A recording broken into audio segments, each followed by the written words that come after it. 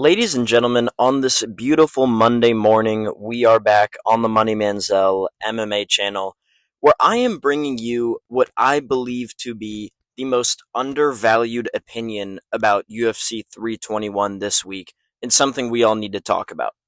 UFC 321 is this Saturday. Tom Aspinall and Ciryl Gane. Obviously, a massive fight. The co-main event, nobody gives a shit about. Vina Jandiroba and Mackenzie Dern.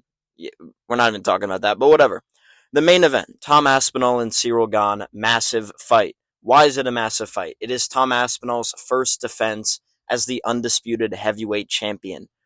And a lot of the conversation about this fight is, wow, Tom Aspinall is going to steamroll Ciryl Gane, easy fight. Who's Tom Aspinall fight next? Maybe Alex Pereira. I'm here to give you guys my personal take on why Tom Aspinall winning the belt on Saturday is the nightmare scenario for the UFC. And you have to look no further than the rankings and the people Tom Aspinall has fought to see why this is a nightmare scenario. First of all, let me just say this, by the way, so I don't get people literally telling me to be exiled out of the country. I am rooting for Tom Aspinall. I do believe he's going to win, no question. I think he runs right through Ciryl Gane. But I'm saying why it's a bad thing, so please don't make fun of me. Either way, look at the rankings, man. Let's look at the top three guys outside of Ciryl Gane. It is Volkov, Pavlovich, and Blades. If Tom Aspinall were to win, and I believe he will, this Saturday, you are getting matchups where Aspinall has already submitted Volkov in round one with that arm lock, KO'd Sergey Pavlovich in a minute, KO'd Curtis Blades in a minute. Are these rematches people want to see? So now you have to move outside of this list, right? Like, Volkov is cool. Do I think he beats Almeida? I'm not actually sure. I think he probably does, but I don't necessarily think I'm going to get, hyped over Volkov Aspinall, too. Aspinall ran right through him in their first fight. It's not a matchup I'm interested in, right? Sergey Pavlovich. He has power, but now he's become more of a point fighter. I think he's even more likely that he gets put out by Aspinall early. Curtis Blades, put out in a minute by Tom Aspinall, posed zero threat other than one jab that the hardcore channels post to be like, oh my god, Tom Aspinall striking defense. You know what I mean? So you're not getting fresh matchups with Tom Aspinall, other than Alex Pereira, and that's it. You're never going to get the John Jones fight. Stop asking for it. Jones isn't going to give you an Aspinall fight. Come on, guys. So now we need to look outside. Who is next? Jailton Almeida is an interesting matchup for Tom Aspinall. But guess what? The one time that Jailton Almeida was given any resistance, and I mean any at all in his career, he quit against Curtis Blades. Sat on a single leg until he rolled over and do a TKO. He wasn't even out if you rewatch the fight. He just rolls over and gives up because he's getting hit too many times in the head. So I'm not interested in Jailton Almeida. The matchup is interesting stylistically because he's a good wrestler. But if that fight survives 2 minutes and Aspinall defends a takedown or two, the fight's over. You know what I mean? We're moving on. Tom Aspinall wins that fight. So then, if Aspinall beats Gane, the new, fresh matchups that we are looking at would be the following people. Waldo Cortez Acosta. Holy shit. Sergey Spivak. Fuck. Derek Lewis. You gotta be kidding me.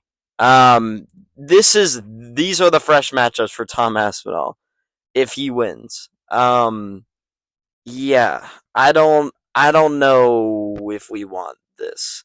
Listen, I like Tom Aspinall a lot. I'll say it 20 times so people don't make fun of me in the video. I think he's going to win. He's going to knock out Ciryl Gane or submit him early, in my opinion. But we don't get any fresh matchups or intriguing matchups. Listen, people like to talk about the dominance of different champions and be like, wow, it's just so cool seeing a guy at the pinnacle of the sport. I like seeing people get knocked out. Call me a casual for it. Call me a casual for wanting people to get submitted. Call me a casual for... I like a revolving door in the championship realm. I like a guy who's good, but there's threats to him. I think that makes it fun. That's why the lightweight division is so cool, because there's so many guys that pose serious threats to the belt. That's why featherweight is cool, because there are so many guys. Even welterweight, there's a billion guys. But at heavyweight, there's never going to be a revolving door with Tom Aspinall as champion. So you're just going to be sat there in kind of a, I would almost call it like a Stipe situation a little bit, where you're just kind of or not Stipe. No, Stipe eventually ran into problems with DC, and then it was just Cormier twice. I don't really know who to. I guess it would be John Jones. Funny enough, would be the way to talk about what Tom Aspinall will go through um, if he were to beat Ciryl Gane, because it's going to be a Hamzat, a Marab, a John Jones situation again if he wins. There aren't interesting matchups for him if he's the champion. I'm sorry, that's just the truth. He's too good. Tom Aspinall's too good for there to be interesting matchups again. You could get a bunch of rematches. Maybe Curtis Blade survives 2 minutes longer. Maybe Pavlovich takes him into a second round. You know what I mean? There's nothing there, right? If Ciryl Gane wins, and I guarantee you, if you get to those scorecards on Saturday and it is remotely close, the decision will go to Ciryl Gane because it is a more intriguing champion because he could actually be beat by other people. Um, you get this problem where you're going to get matchups and fights announced where you're like, okay, cool, Tom Aspinall wins again. That's what Anderson Silva dealt with for a while too. And like with Marab right now, it's all cool. Like I'm happy that Piotr Jan's fighting for the belt. Piotr Jan is not going to win. As much as I want him to win, we all can't pretend that we didn't watch the fight that they had the first time, regardless of Piotr having a broken hand. I don't really care. Everyone has injuries going into fights. It's not interesting to me. Marab is going to beat Piotr Jan. He's going to beat Sean O'Malley if they ever fight again. I think he beats Umar if they ever fight again. So I'm not interested in a lot of Marab's fights unless it's a Pantoja who we haven't seen before. You know? That's what we need is fresh matchups, and I think that Ciryl Gane gives the UFC that from a marketing standpoint. So the UFC wants Ciryl Gane to win. And you have to look no further than John Jones to see why. Look at how they treated John Jones when Ngannou was there. They basically said John Jones was running from Francis the whole time because he wouldn't take a fresh matchup. Because people were bored of John Jones by the end. This guy, John Jones, was fighting Anthony Smith in title fights. Thiago Santos, and the truth is, people make fun of it like, oh my god, Anthony Smith fought for a belt. Anthony Smith did deserve a title shot based on who was available at the time. Same for Thiago Santos. And that's what we're getting here. People don't understand history repeats itself in the UFC especially, right? You're going to get guys at heavyweight who are just going to get title shots because they are there in the rankings. Sergey Pavlovich is number 3 right now. You're talking about him potentially as the next title shot. If Almeida were to lose or Volkov Almeida is a boring fight, whatever, you could get Aspinall Pavlovich too, which unless Pavlovich rolls back the clock on his fighting style, he's going to lose again and early again, right? So you're going to get unmarketable matchups. I don't care about Aspinall Volkov. I know a lot of people like Volkov. He's a good fighter. He's not different from the first time they fought. He's older. You know what I mean? It's not like a 27-year-old is now 30 and it's like, oh shit, he's really in his prime. He's like 36 now. You know what I mean? So I've trouble with Tom Aspinall as champion because I worry that we're going to get bored of him. And he's got such a fun style that outside of a Pereira matchup, what is there really for him? Ciryl Gane is kind of the UFC's last hope at a revolving door at heavyweight.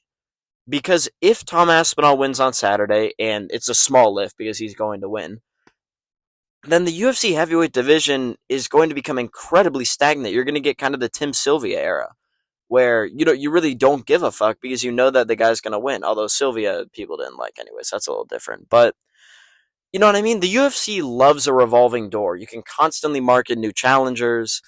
It's hard to market dominance unless they're incredibly active. That is the one way that Aspinall can do it, and that is kind of a main final point of this video.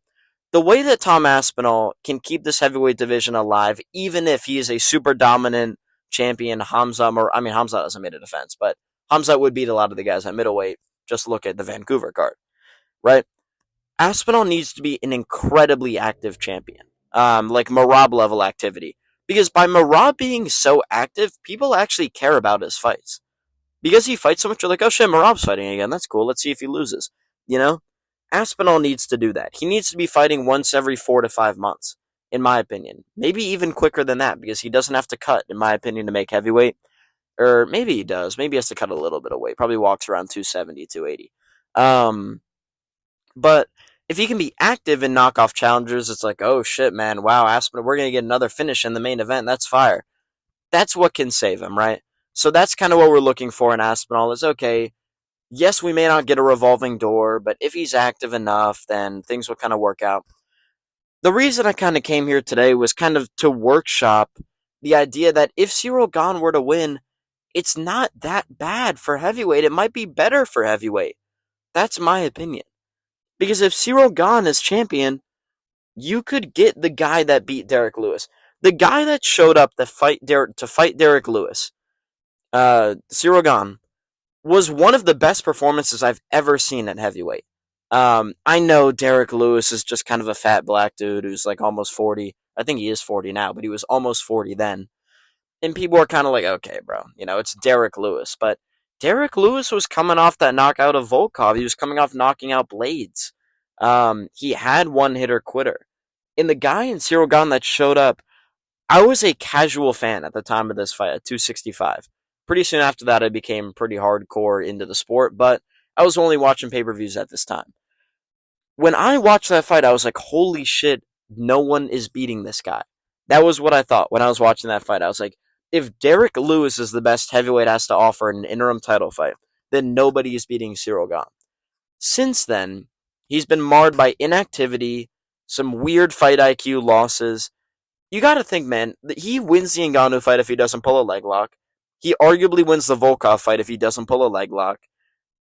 And other than that, he's had pretty fun fights, man. The Taito Ivasa fight was a lot of fun. The Spivak fight, he demolished him. But he's had two bad fight IQ decisions, and then John Jones ran right through him, right? So, with Ciryl Gane, right, it's a question of, does he show up that guy, Does he care about his career that much? Because he's 35. You want to talk about a revolving door, Aspinall can still get the belt if Ciryl Gane wins this fight. And that's just why I believe it's better for the division. I'm going to be rooting for Aspinall. I like him more than Ciryl. I think Cyryl's a bit of a crybaby, to be honest with you. And all the French people are. But either way, I just wonder if people are going to look back on this fight after Aspinall wins in like a 1-minute submission or some shit. If they're going to look back on this and wish that Ciryl won, because we could have gotten more people as champ and more matchups. The issue is his inactivity, and I know what the pushback will be on this video, that Cyryl's inactive, he's old, not necessarily a finisher sometimes, dumb human being. I get that, and even in this video I've kind of realized a little bit that Aspinall, if he's active, will make for a great champion. But man, if Ciryl wins, there are some fun matchups at heavyweight, and you could get some guys. Man, you could get Volkov as a champion. You could get Pavlovich as the champion. You could get fucking Curtis Blades as the champion. But you get so many matchups that you care about that are like, oh shit, I don't know how this goes. I don't know. Me personally, I like a revolving door. I like the idea of a Gane versus Pavlovich matchup. I know everyone's rooting for Aspinall, and I am too, but I don't know. I sit here today on this Monday just yapping about Tom Aspinall and Ciryl Gane, and I just wonder if Aspinall winning the belt is the best thing for heavyweight. Long term. Short term, it's amazing. You get a couple of matchups that are exciting, but long term for the heavyweight division, is it the best? I don't know. Personally, I think Ciryl Gane, if this fight is close, is going to get a decision. That is my bold prediction for the card. I believe that if this fight somehow, someway, sees scorecards and it's close, the UFC will find a way to make Ciryl Gane the winner. And this is evident in the Volkov fight, right? People don't want to see Volkov and Aspinall again. They knew that Ciryl Gane was a fresh matchup. That's where people have that wrong. MMA Guru was talking about they want to make Jones's legacy look better. That's not what it is.